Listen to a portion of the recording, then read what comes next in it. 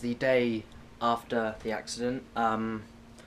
It's 1 in the afternoon now, but it started at 6 because I went to bed at like 2, finally got to bed at about 3. Yeah, I'll come to that later.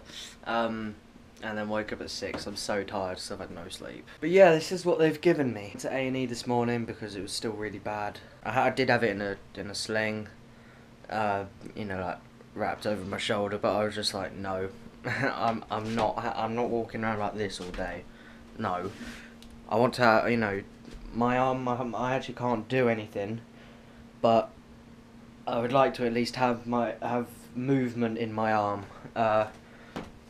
But it's Saturday today, and I can't go back until Thursday to go to the fracture clinic, because they don't actually know if I've got a broken bone in here or not. They've done that sort of to be sure, because on the x-rays there is a line on my bone, the part where the bottom of my bone in my arm joins into my wrist, but because of I'm still growing, it's still developing.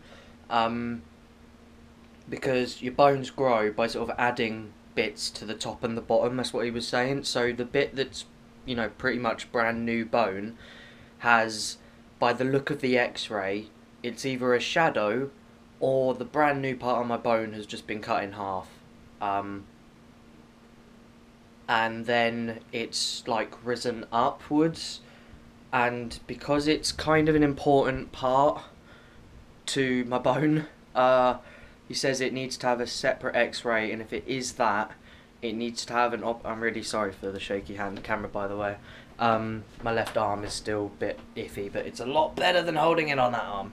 I'm going to find somewhere to put you. Put you here. So yeah, sorry for the messy room, by the way, I can't help it, but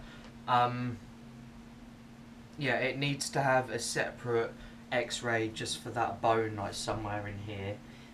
And then if it is that, it needs to have an operation to get it fixed ASAP. Like, I've never had an operation before, I really don't want one, but I'm so scared. Also, when he was putting on the cast, he got it all over my shorts. So gutted. But yes, this is a temporary cast, so that means that it's only hard on the top bit, but it's soft on the bottom, so it allows for swelling. Got 5 days from tomorrow, so you know, 5.5 days to get this healed, to hopefully get this hand working again. It's nice to know that I'm being supported through my time of idiocy, because I did do this myself. It's all my fault. I didn't go into the corner far, well, I did, but I kept too much speed through the corner, and then the point where I thought the corner finished, it then didn't. So I was sort of bringing the bike back up a bit, and I was like, okay, this really isn't going to finish here. So I was trying to bring it around, and by that point I was realising that I'm going to go off. So I did a panic move, and this is a noob move if you're a learner.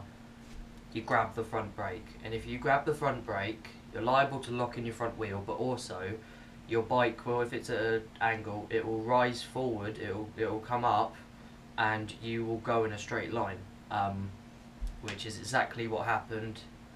And I went straight off and into like a 3-foot ditch. I just remember seeing the road like scraping on my face, and then I just shut my eyes and just blanked. Like, I just blanked it out, and then the second I stopped, I got up, my nose was already completely bleeding, because obviously with a helmet, the second you crash, your helmet just goes bang. So my nose was bleeding the entire way home. But yeah, from my floor, it's about that high-ish, so, you know, to push a bike with this hand, what had happened to this hand, it was hurting like hell at that moment.